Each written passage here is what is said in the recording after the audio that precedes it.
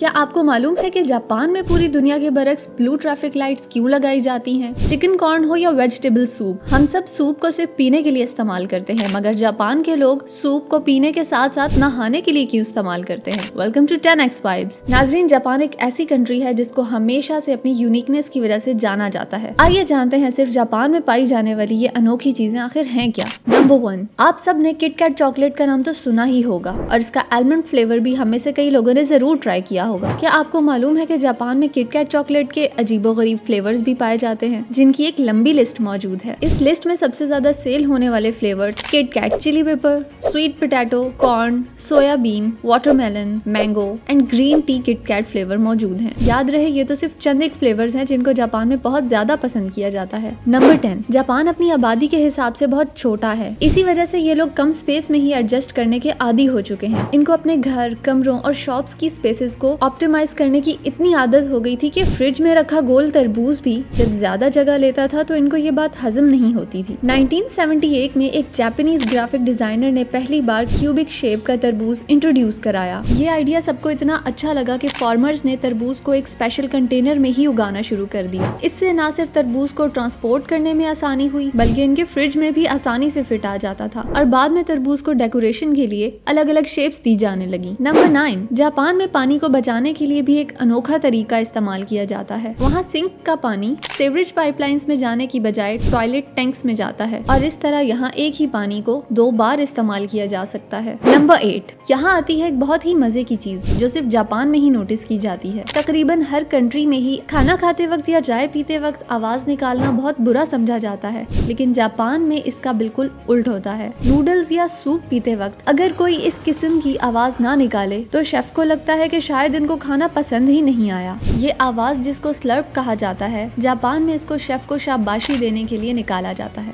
Number 7, Japan के culture में पूरी कोशिश की जाती है कि नंबर 4 को अवॉइड किया जाए, क्योंकि इनका मानना है कि नंबर 4 बहुत ही अनलकी होता है। हर वो चीज जिसमें नंबर 4 आता है उसको ये अवॉइड करते हैं। किसी भी इवेंट में 4 गेस्ट नहीं हो सकते। रेस्टोरेंट्स के टेबल पर चेयर्स 3 या 6 की अरेंजमेंट में होती हैं। यहाँ तक कि जापान में एलिवेटर्स में 4th फ्लोर का कोई बटन ही नहीं होता। नंबर 6, पूरी दुनिया में मायोनीज को सैंडविच, बर्गर या फ्राइज के साथ इस्तेमाल किया जाता है, लेकिन जापान वो वाहिद मुल्क है जिसमें मायोनीज को आइसक्रीम की टॉपिंग या फिर पैनकेक की टॉपिंग के लिए इस्तेमाल किया जाता है। नंबर 5, हमारे यहाँ ऑफिस में वर्किंग टेबल पे सोना काफी अजीब समझा जाता है। अक्सर ऐसा करने वालों का या तो मजाक उड़ाया जाता है या फिर इनको बॉस की डांट झेलनी पड़ती है। लेकिन यहाँ भी जापान सबसे अलग है, क्योंकि जापान में ऐसा करना मेहनती होने की निशानी समझी जाती है। नंबर 4, दुनिया के किसी भी कोने में ट्रैफिक लाइट के सिर्फ 3 ही कलर्स होते हैं, रेड, येलो एंड ग्रीन, लेकिन जापान वो वाहिद मुल्क है जहाँ पर ब्लू लाइट लगी हुई देखी जाती है। इसके पीछे जो राज है वो जापानीज लैंग्वेज में छुपा हुआ है। जापानीज लैंग्वेज में ब्लू और ग्रीन कलर के लिए ब्लू वर्ड ही इस्तेमाल किया जाता है। पहले वहाँ भी ग्रीन कलर ही ट्रैफिक लाइट में यूज हुआ करता था, लेकिन फिर 1973 में इंटरनेशनल स्टैंडर्ड्स पर पूरा उतरने के लिए, इस कंफ्यूजन को खत्म करने के लिए उन्होंने ब्लू और ग्रीन के बीच का एक कलर ट्रैफिक लाइट पे लगाने का फैसला किया। नंबर 3, पूरी दुनिया के रेस्टोरेंट्स में एक मेन्यू कार्ड दिया जाता है जिसमें टेक्स्ट में डिशेस का नाम लिखा होता है या फिर ज्यादा से ज्यादा उनकी फोटोज प्रिंटेड होती हैं। लेकिन जापान इस मामले में भी सबसे अलग है।